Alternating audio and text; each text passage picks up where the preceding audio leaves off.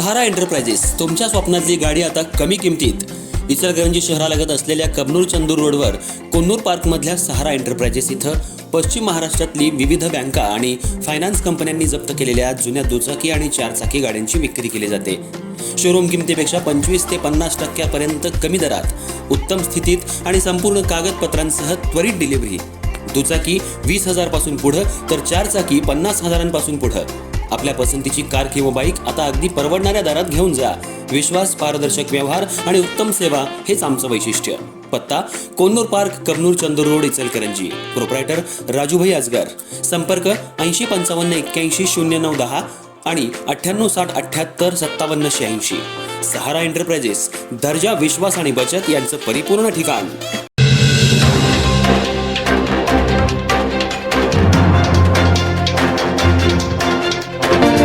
व्यवसायानं gym trainer असलेल्या जांभळी इथल्या संदीप भाऊसो पाटील वय 42 यांची लोखंडी रॉड आणि पाईपनं डोक्यात वर्मी घाव घालून अज्ञात हल्लेखोरांनी मारहाण करून हत्या केल्याची धक्कादायक घटना बुधवारी 28 जानेवारी रोजी रात्री 9 वाजण्याच्या सुमाराला कुर्डेमळा, जांभळी Jaysingpur Reliance petrol pump road परिसरात घडली.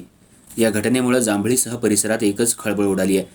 घटनास्थळावरून मिळालेल्या माहितीनुसार जांभळी येथील जिम ट्रेनर संदीप पाटील यांनी जांभळी इथल्या जिम ट्रेनर संदीप पाटील यांना अज्ञात हल्लेखोरांनी लोखंडी रॉडनं डोक्यावर आणि शरीरावर जोरदार मारहाण करत गंभीर जखमी केलं आणि पाटील यांचा घटनास्थळीच मृत्यू झाल्याचं निदर्शनाला आलं.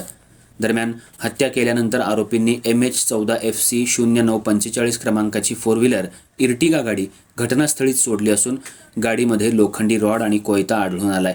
यानंतर आरोपी घटनास्थळावरून पसार झाले. घटनेची माहिती मिळताच जयसिंगपूर पोलीस ठाण्याचे पोलीस निरीक्षक सत्यवान हाके, उपविभागीय पोलीस अधिकारी अमोल ठाकूर यांच्यासह शिरोळ पोलीस तातडीनं घटनास्थळी दाखल झाले. पोलिसांनी पंचनामा करून मृतदेह शवविच्छेदनासाठी शासकीय रुग्णालयात पाठवला. घटनास्थळाजवळ एक चारचाकी आणि एक दुचाकी वाहन लोखंडी रॉड आढळून आले असून या वाहनांचा तपास पोलीस करतायत. हत्येचं नेमकं कारण अद्याप स्पष्ट झालं नसून वैयक्तिक वाद, आर्थिक व्यवहार किंवा अन्य कारणांमुळे ही हत्या झाली असावी असा प्राथमिक अंदाज व्यक्त करण्यात येतोय. दरम्यान हल्लेखोरांचा शोध घेण्यासाठी परिसरातील CCTV फुटेज तपासण्याचं काम सुरू असून लवकरच आरोपींचा छडा लागेल असा विश्वास पोलिसांनी व्यक्त केलाय. जयसिंगपूर आणि शिरोळ पोलीस ठाण्याच्या हद्दीवरून काही काळ गोंधळाचं वातावरण निर्माण झालं होतं. संदीप पाटील यांच्या हत्येमुळे जांभळी परिसरात खळबळ उडाली आहे.